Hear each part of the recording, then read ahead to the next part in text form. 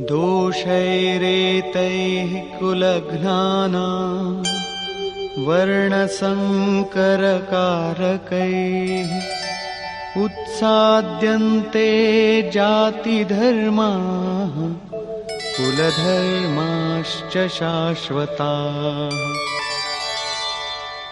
ఈ వర్ణశంకర కారక దోషాల వలన కులం, కులఘాత కుల సనాతన కులధర్మాలు, జాతి ధర్మాలు నాశనమైపోతాయి.